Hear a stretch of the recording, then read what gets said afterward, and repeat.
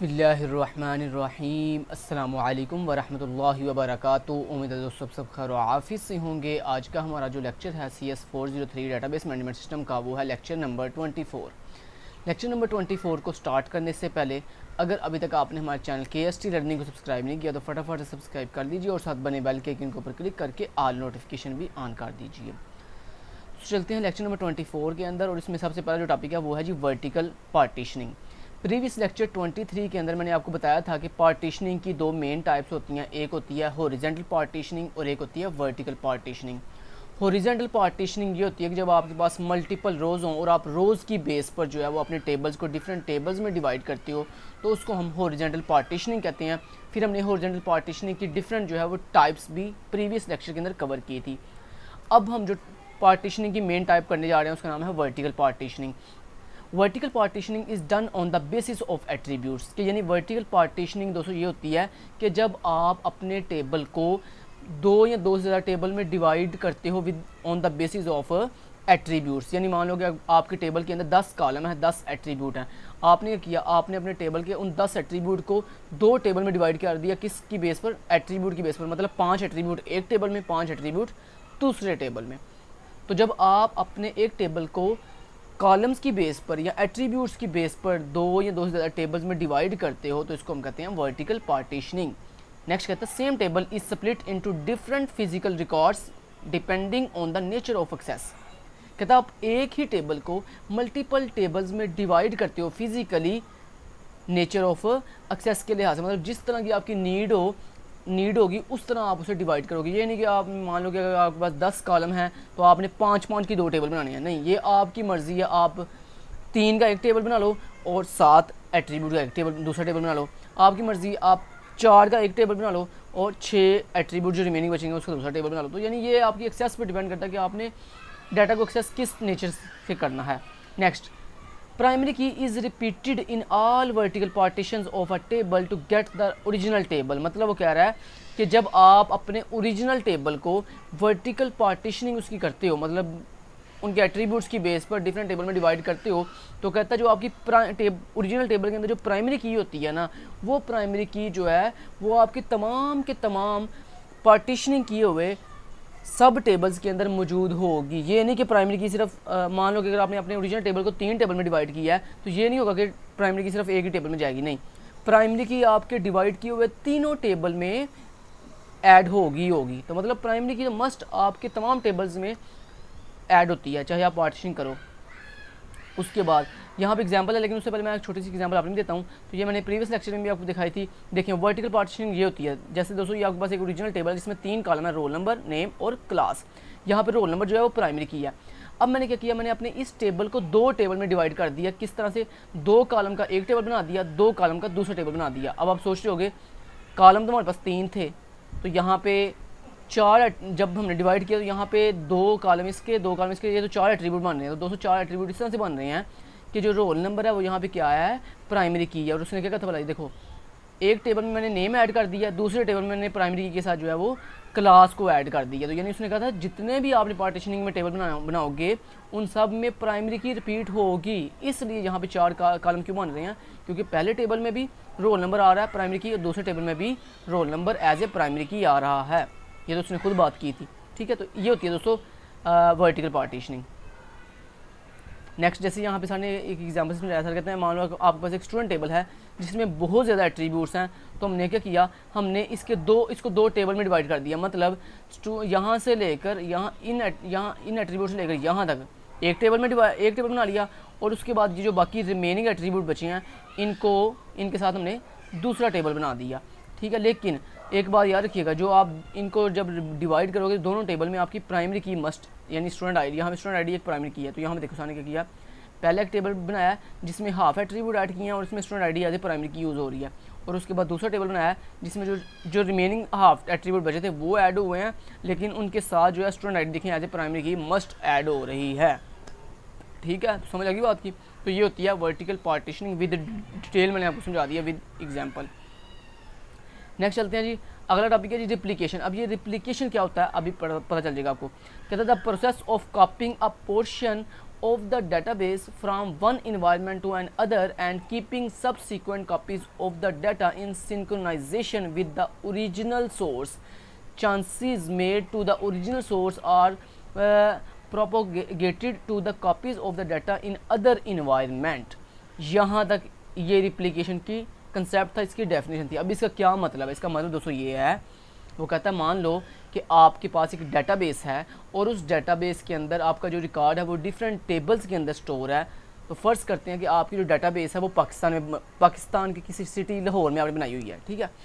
अब रिप्लिकेशन क्या कहता है? रिप्लिकेशन कंसेप्ट ये कहता है कि आप क्या करो कि आपके जो जहाँ पे डेटाबेस स्टोर है, जहाँ पे जिस सिस्टम में डेटाबेस स्टोर है, कहता है उस डेटाबेस में मौजूद तमाम के तमाम रिकॉर्ड्स की एक डुप्लीकेट कॉपी तैयार करके किसी और जगह पे भी स्टोर कर दो।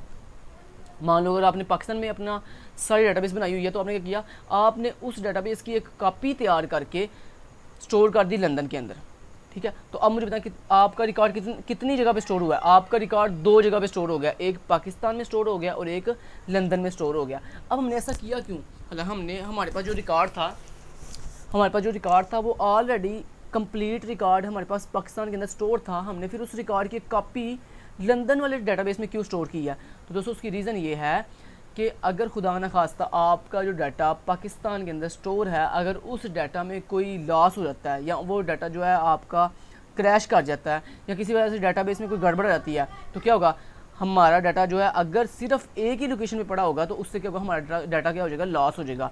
तो इसलिए हम फिर क्या करते हैं कि जो बड़ी ऑर्गेनाइजेशंस होती हैं वो अपना डाटा एक जगह पे स्टोर नहीं करती, बल्कि वो अपना डाटा एक जगह पे स्टोर करने के बाद उसकी डिफरेंट कॉपियाँ बनाकर डिफरेंट लोकेशंस पर स्टोर कर देती हैं, ताकि अगर एक लोकेशन पर पड़े हुए डाटा में एरर आ जाए तो उसकी वजह से हमारे पास चूँकि बाकी डिफरेंट लोकेशन पर उनकी कापियाँ स्टोर की हुई हैं, तो अगर फर्स्ट करें एक जगह पे एरर आ भी गया तो हमें कोई इशू नहीं है, हम डिफरेंट लोकेशन पर पड़े हुए डाटा को एक्सेस ईजिली कर लेंगे। तो इस कंसेप्ट को हम कहते हैं रिप्लिकेशन, कि आप अपने डेटाबेस के अंदर मौजूद रिकॉर्ड की कापियाँ तैयार करके किसी और लोकेशन पर भी स्टोर कर दो। तो इस पूरे प्रोसेस को हम क्या कहते हैं जी, रिप्लिकेशन कहते हैं, ठीक है।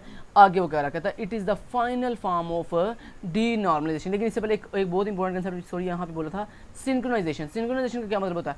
सिंक्रोनाइजेशन का दोस्तों मतलब ये होता है, देखो आपने जो पाकिस्तान में रिकॉर्ड था उसकी एक कॉपी तैयार करके लंदन भेज दिया, ठीक है। अब आपका दो जगह रिकॉर्ड स्टोर है, एक पाकिस्तान में और एक लंदन में स्टोर है। अब यहाँ पे सिंक्रोनाइजेशन का क्या मतलब है? सिंक्रोनाइजेशन का दोस्तों मतलब ये है कि अगर आप कोई चेंजिंग करते हो पाकिस्तान वाली डेटाबेस में, तो दोस्तों आपके पाकिस्तान वाली डेटाबेस और लंदन वाली डेटाबेस आपस में क्या हो, कनेक्टेड हो, इंटरकनेक्टेड हो, ताकि अगर आपके पाकिस्तान वाली डेटाबेस में कोई चेंज आता है तो उसकी वजह से जो आपकी लंदन में डेटाबेस पड़ी हुई है उसमें भी चेंज आना चाहिए, क्योंकि अगर ऐसा नहीं होगा तो फिर क्या होगा, ऐसा तो हमारा लॉस हो जाएगा। कैसे बोला कि अगर मान लो कि आपने कोई डाटा फर्स्ट करें, एक पर्सन है, आपका एक यूज़र है, उसने अपनी कोई प्रोफाइल पिक्चर अपडेट की है, अगर उसकी प्रोफाइल पिक्चर अपडेट होती है सिर्फ पाकिस्तान के सर्वर पर, लंदन के सर्वर पर अपडेट नहीं होती, तो मान लें पाकिस्तान के सर्वर में मौजूद जो रिकॉर्ड है वो क्रैश कर जाता है।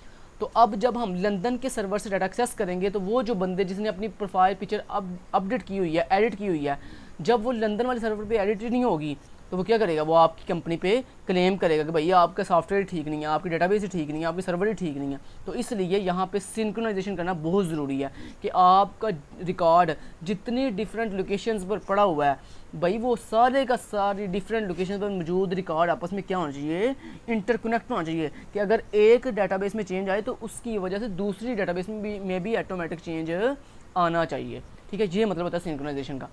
नेक्स्ट वगैरह it is the final form of denormalization. ये बहुत इंपॉर्टेंट एमसीक्यूज है रिप्लिकेशन का, कि रिप्लिकेशन क्या है, ये एक फाइनल फॉर्म है किसकी, डी नॉर्मलाइजेशन की। तो ये जनाब एमसीक्यूज आपका इंपॉर्टेंट है। Next it increase the access speed and decrease failure damage of the database, जो मैं आपको पहले बता चुका हूँ कि जनाब इसके नेक्स्ट वो बता रहा है कि रिप्लिकेशन के फ़ायदे क्या हैं जी, 2 फ़ायदे हैं। पहला क्या है, एक्सेस स्पीड, यानी आपको डाटा को एक्सेस बहुत ही स्पीडी हो जाता है, मतलब आप बहुत स्पीड से डाटा को एक्सेस कर सकते हो, एक फ़ायदा। दूसरा फ़ायदा क्या है, decrease failure damage of the database, जिसमें मैं आपको पहले बता चुका हूँ कि जनाब अगर एक डाटाबेस में ख़राबी आ भी जाएगी तो कोई बात नहीं, क्योंकि हमारा डाटा डिफरेंट लोकेशन में पड़ा हुआ है, तो लिहाजा हम ईजिली डिफरेंट लोकेशन में पड़े हुए डाटा को जो है वो ईजिली एक्सेस कर सकेंगे, तो हमारा लॉस नहीं होगा। नेक्स्ट कहता है इन रिप्लिकेशन एंटायर टेबल और part of the table can be replicated, मतलब क्या, वो कहता है जनाब आपकी रिप्लिकेशन के अंदर, आप जब आप रिप्लिकेशन का कंसेप्ट यूज़ करते हो तो कहता है आपके रिप्लिकेशन प्रोसेस के अंदर चाहे आपका एंटायर टेबल या पार्ट ऑफ द टेबल, कहता है वो आपके रिप्लिकेटेड के अंदर इन्वॉल्व होना चाहिए। मीन क्या, उर्दू में बता देता हूँ इस बात को, मतलब वो कहता है अगर आपके डेटाबेस के अंदर एक आप पूरे टेबल की कॉपी कर रहे हो फिर भी, या अगर आप आधे टेबल का डाटा उठाकर किसी और जगह पे ले जा रहे हो फिर भी, कहता है दोनों कंसेप्ट के अंदर आपकी रिप्लिकेशन मतलब सिंक्रोनाइजेशन होनी चाहिए और कंप्लीट रिप्लिकेशन का प्रोसेस होना चाहिए। नेक्स्ट वर्ड है replication is normally adopted in those application where updation is not very frequent. यानी वो कह रहा है अगला बहुत इंपॉर्टेंट एमसीक्यूज है कि बताओ क्या रिप्लिकेशन हर सिस्टम पे अप्लाई की जाती है, हर एप्लीकेशन पे अप्लाई की जाती है? नहीं, रिप्लिकेशन सिर्फ दोस्तों उन एप्लीकेशन पे अप्लाई की जाती है या उन सिस्टम्स पे अप्लाई की जाती है जहाँ पे आपका डाटा ज़्यादातर अपडेट नहीं होता। क्योंकि देखिए ना, अगर बार बार डाटा अपडेट हो रहा है तो क्या होगा भला, हमें डिफरेंट लोकेशन पर पड़े हुए सर्वर्स पर बार बार डाटा अपडेट करना पड़ेगा, जिससे क्या होगा हमारी कॉस्ट ज़्यादा पे करनी पड़ेगी हमें। ठीक है, तो इस वजह से वो कहता है रिप्लिकेशन तब करते हैं जब हमारी जो डाटा की अपडेशन है ज़्यादातर वो ना हो, मतलब बहुत कम अपडेशन होती है ज़रूर है लेकिन बहुत कम होती है, ज़्यादातर अपडेशन फ्रीक्वेंट नहीं होती। ये नहीं कि आप डेली बेस पर अपडेशन अब डाटा में अपडेशन आप कर रहे हो, तो नहीं, अगर आप डेली बेसिस पर कर रहे हो या मोस्टली आप अपडेशन करते हो तो फिर कहता है आप रिप्लिकेशन का अमल का प्रोसेस यूज़ मत करो। तो ये था दोस्तों पूरा का पूरा टॉपिक जिसमें मैंने बहुत ही डिटेल के साथ आपको समझा दिया कि रिप्लिकेशन होता क्या है, रिप्लिकेशन किसकी फाइनल फॉर्म है, रिप्लिकेशन के फ़ायदे क्या हैं, रिप्लिकेशन किन किन एप्लीकेशन पर आप जो है वो अप्लाई कर सकते हो। अगला कंसेप्ट आ जी क्लस्टरिंग फाइल्स। क्लस्टरिंग फाइल्स क्या होता है? क्लस्टरिंग इज़ अ प्रोसेस, कहते हैं ये एक प्रोसेस होता है which means to place records from different tables to place in adjacent physical locations called clusters. क्या मतलब है इसका? इसका मतलब ये है दोस्तों, कहता मान लो कि अगर आपके एप्लीकेशन के अंदर 5 टेबल से डाटा फैच होता है, आपकी जो एप्लीकेशन है जिसके लिए आपने डेटाबेस क्रिएट की हुई है, वो जो आपकी एप्लीकेशन है 5 डिफरेंट टेबल्स पर से डाटा जो है वो क्या करती है, एक्सेस करती है, कलेक्ट करती है अपनी वर्किंग करने के लिए।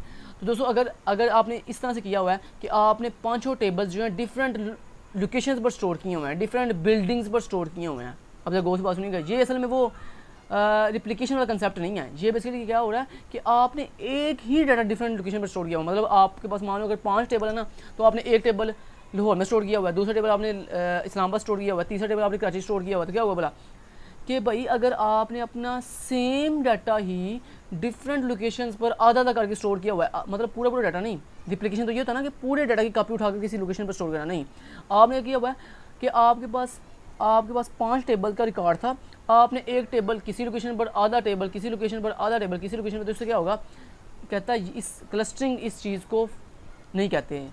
तो इससे क्या होगा दोस्तों कि आपका डाटा एक्सेस होने में देर लगेगी, क्योंकि एक दफ़ा डाटा हमें एक्सेस करना पड़ता है लाहौर से, दूसरे डाटा एक्सेस करना पड़ता है कराची से, तीसरी दफ़ा क्योंकि आपके डाटा आधा आपने स्टोर किया हुआ है डिफरेंट लोकेशन पर। तो कहता है ये काम मत करो, अगर आप ऐसे करोगे तो क्या होगा, डाटा एक्सेस होने में बहुत टाइम लगेगा और आपके मोस्टली फेलियर के चांसेस होंगे। तो क्लस्टरिंग बेसिकली क्या है, अब मैं क्लस्टरिंग की बात पर आता हूँ। क्लस्टरिंग कहता ये है कि अगर आपकी एप्लीकेशन के अंदर 5 टेबल से डाटा एक्सेस हो रहा है ना, तो कहता है वो 5 के 5 टेबल एक ही सेम लोकेशन में, एक ही सेम बिल्डिंग में मौजूद हों, ताकि एप्लीकेशन को डाटा को एक्सेस करना बहुत ही ईजी हो जाए। तो ये कंसेप्ट था क्लस्टरिंग का कि आप अपने सारे के सारे डाटा को सेम लोकेशन पर करीब स्टोर करोगे। ये देखो ये कह रहा है ना एडजेसेंट का मतलब होता है करीब, मतलब वो कहता है अपने जो रिकॉर्ड है आपकी एप्लीकेशन का जितना भी रिकॉर्ड है वो सारे का सारा रिकॉर्ड कहता है एक ही सेम लोकेशन पर करीब स्टोर करो, क्योंकि जब आपका रिकॉर्ड करीब स्टोर होगा, नियर तरीन स्टोर होगा एक दूसरे के, तो उससे डाटा को एक्सेस करना हमारे लिए बहुत ही ईजी हो जाएगा। अब वो आगे बता रहा कहता है इसके फ़ायदे क्या हैं। इट इंक्रीज़ द एफिशिएंसी, जैसे मैं अभी आपको बता चुका हूँ कि जब डाटा करीब स्टोर होगा, सेम बिल्डिंग में स्टोर होगा, तो आपके डाटा को फैच करना, उसकी एफिशिएंसी और उसकी इफेक्टिवनेस क्या हो जाएगी, इंक्रीज़ हो जाएगी। Since related record are placed close to each other, वही बात कर रहा है कि अगर आपका रिकॉर्ड जो है वो एक दूसरे के करीब होगा तो डाटा को एक्सेस करना बहुत ही ईजी होगा, और अगर आप एक ही सेम डाटा को आधा डिफरेंट लोकेशन पर स्टोर करोगे तो इससे क्या होगा, आपके रिकॉर्ड को एक्सेस करना बहुत ही मुश्किल हो जाएगा। नेक्स्ट जी summary of physical database design. ये फिजिकल डेटाबेस डिज़ाइन क्या होता है ये मैं आपको प्रीवियस लेक्चर्स में बड़ी दफ़ा बता चुका हूँ, लेकिन यहाँ पे हम सिर्फ उसके मेन कंसेप्ट सीखने जा रहे हैं। तो कहता जी पहली चीज़ क्या जी, कहता फिजिकल डाटा, कहता you will need to have a good working knowledge of the features of DBMS including, कहता आप फिजिकल डेटाबेस डिज़ाइन तब अच्छे से बना सकते हो। अब ये पॉइंट किसके लिए हैं, गौर से पॉइंट सुनने पहले। क्वेश्चन ये है कि फिज़िकल डेटाबेस कब अच्छे से आप बना सकते हो। तो कहता है हम जब हमारे जो डेटाबेस मैनेजमेंट सिस्टम है जब उसके अंदर ये वाले फीचर इंक्लूड होंगे ना, तब कहता है हम अपना फिजिकल जो डेटाबेस डिज़ाइन है वो बहुत अच्छे से तैयार कर सकते हैं। वो कौन से फीचर्स हैं जो हमारे DBMS में यानी हमारे सॉफ्टवेयर के अंदर मौजूद होने चाहिए। तो पहला फीचर क्या जी, in depth knowledge of the database objects supported by the DBMS and the physical structures and files required to support those objects. कहता सबसे पहले आपके DBMS के अंदर ऑब्जेक्ट्स का बहुत अच्छा नॉलेज होना चाहिए, बहुत अच्छा नॉलेज होना चाहिए कि ऑब्जेक्ट्स किसे कहते हैं, डेटाबेस के अंदर ऑब्जेक्ट्स से क्या मुराद है, और ऑब्जेक्ट्स के अंदर फिजिकल स्ट्रक्चर से क्या मुराद है, फाइल से क्या मुराद है। तो कहता है इस तमाम कंसेप्ट का बहुत अच्छा नॉलेज होना चाहिए DBMS के अंदर। ये उसका पहला फीचर हो। दूसरा फीचर क्या जी, कहता है DBMS के अंदर दूसरा फीचर ये होना चाहिए कि DBMS के अंदर इंडेक्सिंग लगाने की ऑप्शन होनी चाहिए। डिफरेंशियल इंटीग्रिटी यानी प्राइमरी की और फॉरेन की लगाने का कंसेप्ट होना चाहिए। कॉन्स्ट्रेंट्स मतलब प्राइमरी की, नॉट नल और ऑटो इंक्रीमेंट, ये जितने भी कॉन्स्ट्रेंट्स हैं ये लगाने का फीचर होना चाहिए। डाटा टाइप्स, उसके अंदर डिफरेंट तरह की डाटा टाइप्स को मैनेज करने का फीचर होना चाहिए। एंड अदर फीचर जो कहता है ये इसके अलावा इससे हटकर भी अदर फीचर्स DBMS के अंदर होने चाहिए। ठीक है, तो फिर ही आप फिजिकल डेटाबेस डिज़ाइन बहुत अच्छे से बना सकते हो। अगला पॉइंट क्या कह रहा है, new and absolute features for particular version, मतलब कह रहा है कोई DBMS के जो लेटेस्ट और न्यू वर्जन आए हैं उनके बारे में भी हमें डिटेल से नॉलेज होना चाहिए। ठीक है, या DBMS के अंदर ये फीचर हो कि वो हमें खुद बताए कि हमारे इस DBMS का या इस सॉफ्टवेयर का न्यू वर्जन जो है वो रिलीज़ हो चुका है। तो इस चीज़ की बड़ी अच्छी डिटेल से नॉलेज होनी चाहिए। आगे knowledge of the DBMS configuration parameters, और कहता है फिर उसके बाद हमें अपने DBMS को कॉन्फ़िगर करना, मतलब अपने सिस्टम के अंदर DBMS को इंस्टॉल करना का जो पैरामीटर्स हैं उनकी बड़े अच्छे तरीके से नॉलेज होनी चाहिए। डाटा डेफिनेशन लैंग्वेज, और कहता है आपको जो है DDL यानी डाटा डेफिनेशन लैंग्वेज की स्किल्स का बड़े अच्छे तरीके से पता हो, जो क्या करती हैं आपके फिजिकल डिज़ाइन ट्रांसलेट करती हैं physical design into actual database objects. यानी आपने अगर अपने फिजिकल डिज़ाइन को एक्चुअल डेटाबेस ऑब्जेक्ट्स में कन्वर्ट करना हो तो उसके लिए जनाब हम यूज़ करते हैं DDL यानी डाटा डेफिनेशन लैंग्वेज की। ये आपका इंपॉर्टेंट MCQ भी बन सकता है कि बताओ फिजिकल डिज़ाइन को एक्चुअल डेटाबेस ऑब्जेक्ट्स में ट्रांसलेट कौन करता है, तो आपने कहना डाटा डेफिनेशन लैंग्वेज। ये इंपॉर्टेंट MCQs भी बन सकता है। तो ये दोस्तों वो सारे के सारे फीचर्स, वो सारे का सारा नॉलेज जो आपके पास होना चाहिए या आपके DBMS के अंदर ये फीचर होने चाहिए।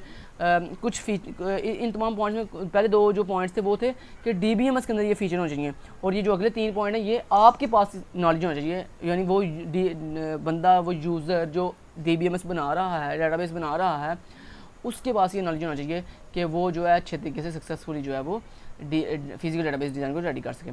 नेक्स्ट कहता है जी transforming consist of the following things.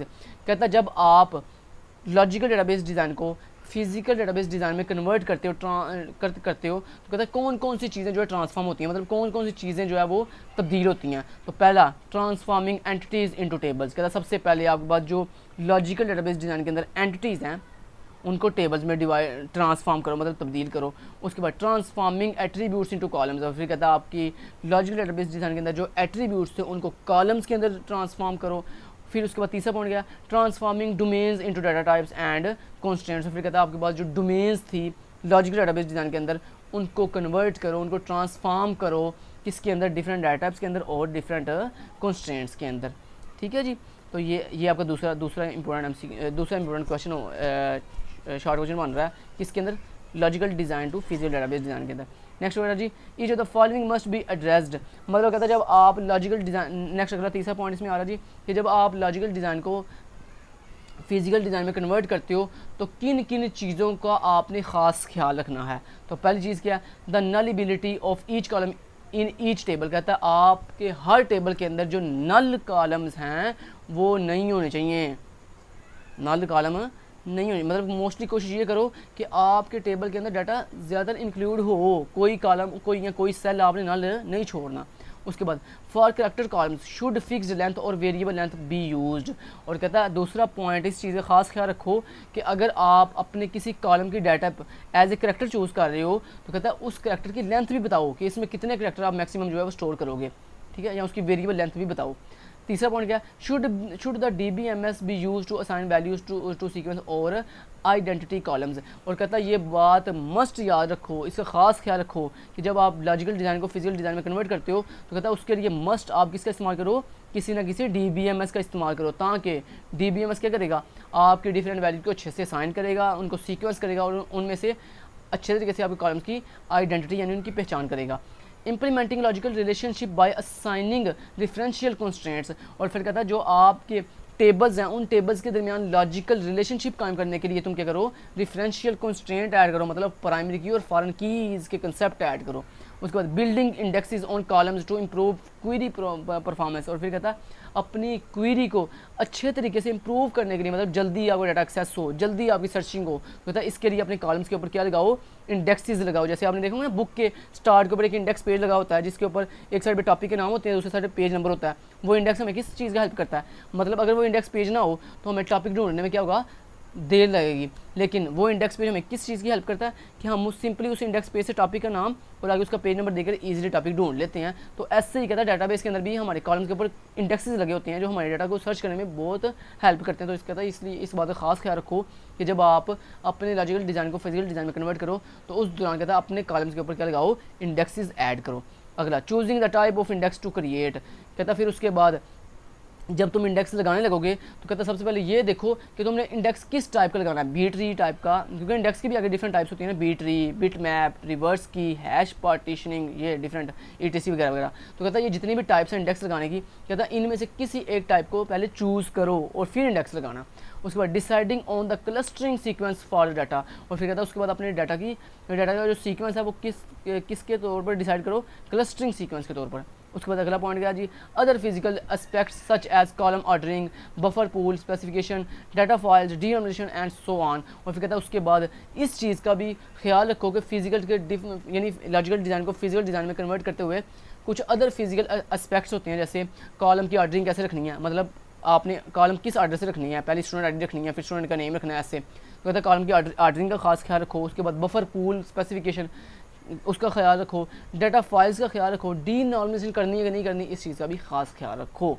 तो ये सारे 200 पॉइंट थे कि जब आप लॉजिकल डिज़ाइन को फिजिकल डिज़ाइन में कन्वर्ट करते हो उस दौरान आपने किस किस बातों का खास ख्याल रखना है।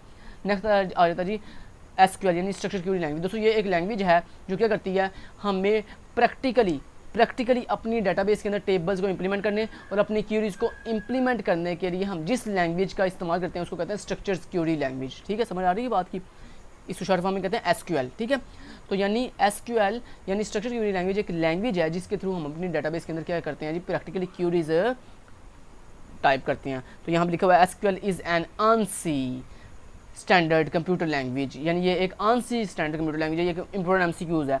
ANSI mean American National Standard institute.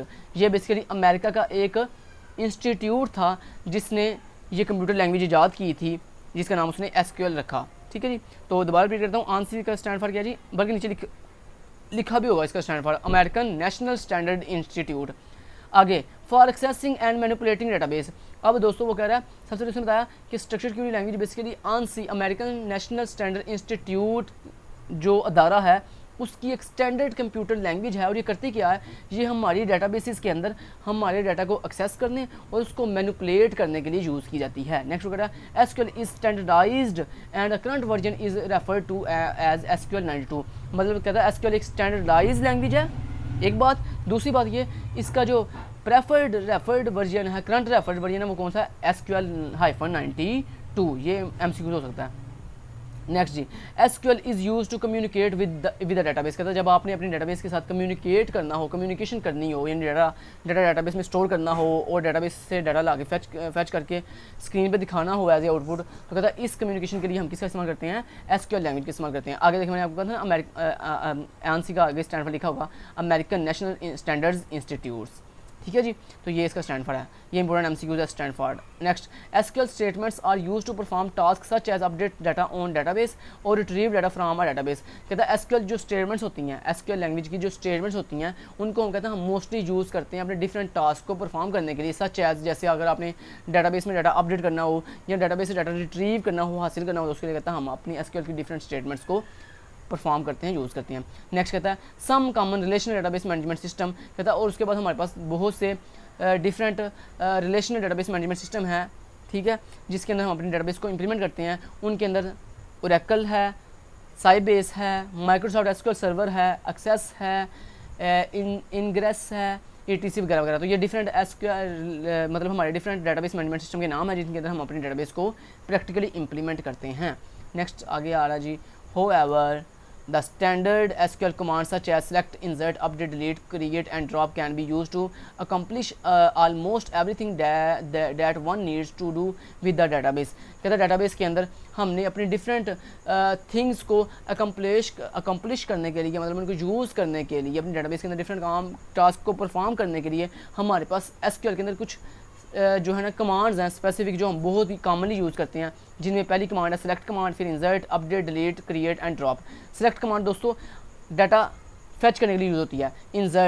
Insert command database के अंदर डाटा इंसर्ट करने के लिए, यानी डाटा ऐड करने के लिए यूज़ होती है। अपडेट, अगर आपने डेटाबेस में डाटा अपडेट करना हो तो उसके लिए अपडेट कमांड यूज़ होती है। डिलीट, अगर आपने अपने टेबल के अंदर कोई स्पेसिफिक रो या मल्टीपल रोज डिलीट करनी है तो उसके लिए डिलीट कमांड यूज़ होती है। क्रिएट, अगर आपने कोई भी चीज़ क्रिएट करनी हो, मान लो अगर आपने कोई टेबल क्रिएट करना है, आपने कोई डेटाबेस क्रिएट करनी है, आपने कोई इंडेक्स क्रिएट करना है, आपने कोई जो है वो विजुअल टेबल क्रिएट करना है, तो उसके लिए दोस्तों हम क्रिएट की जो कमांड है ये यूज़ करते हैं। उसके बाद ड्रॉप, अगर आपने कोई भी चीज़ परमानेंटली डेटाबेस से खत्म करनी हो, यानी आपने डेटाबेस कंप्लीटली डिलीट करनी हो, आपने पूरे का पूरा टेबल डिलीट करना हो, अपने इंडेक्स पूरे का पूरा डिलीट करना हो, तो उसके लिए हम ड्रॉप की जो क्यूरी है इसका इस्तेमाल करते हैं, ये कमांड का इस्तेमाल करते हैं। Next benefits of standard SQL, मतलब कहता है जो हमारे पास एसक्यूएल लैंग्वेज है उसके हमारे पास क्या क्या जो बेनिफिट्स हैं। तो पहला बेनिफिट क्या है, reduce training cost. Reduce training cost mean कि यानी हमारी जो ट्रेनिंग कॉस्ट है डेटाबेस को जब हम ट्रेनिंग के तौर पर डेटाबेस बनाते हैं तो उसकी जो कॉस्ट है वो रिड्यूस हो जाती है जब आप एसक्यूएल लैंग्वेज का इस्तेमाल करते हैं। नेक्स्ट वो डिफरेंट बेनिफिट बता रहा है।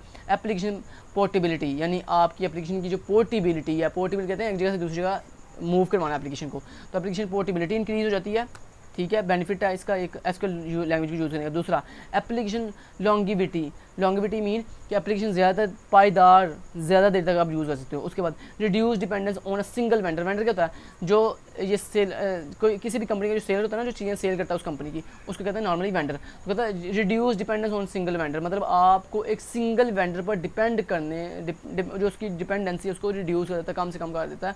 मतलब आप किसी एक सिंगल वेंडर पर डिपेंड नहीं करते हैं, ठीक है। नेक्स्ट क्रॉस सिस्टम कम्युनिकेशन, और कहता है हम एसक्यूएल के थ्रू जो है डिफरेंट सिस्टम्स को आपस में कम्युनिकेशन करवा सकते हैं। आगे SQL is used for any type of interaction with the database through DBMS, कहता है हम एसक्यूएल के थ्रू जो है वो डिफरेंट डेटाबेसिस को आपस में इंटरकनेक्ट करवा सकते हैं, इंटरेक्शन करवा सकते हैं, यानी उनको आपस में जो है वो कम्युनिकेट करवा सकते हैं थ्रू DBMS, मतलब किसी ना किसी डेटाबेस मैनेजमेंट सिस्टम यानी सॉफ्टवेयर के through. It can be use for creating tables, कहता है इसके थ्रू हम अपने टेबल्स क्रिएट कर सकते हैं। इंसर्टिंग इन अ टेबल, और फिर कहता है हम अपने टेबल्स के अंदर डाटा इंसर्ट कर सकते हैं। And deletion as well as and other operation also, और फिर कहता है इसी तरह हम अपने टेबल में कोई भी डाटा जो है वो डिलीट भी कर सकते हैं, और इसी तरह एज वेल एज और भी बहुत सी ऑपरेशन जो है वो हम एसक्यूएल के थ्रू जो है वो परफॉर्म कर सकते हैं। तो यहाँ तक दोस्तों आपका जो लेक्चर है वो कंप्लीट होता है। उम्मीद करता हूँ आपको मेरा ये लेक्चर काफ़ी अच्छा लगा होगा, काफ़ी हेल्पफुल रहा होगा, जिसमें मैंने आपको डिटेल से ईच एंड एवरीथिंग के बारे में बताया है। Thank you so much, till then guys, take care, अल्लाह हाफिज़।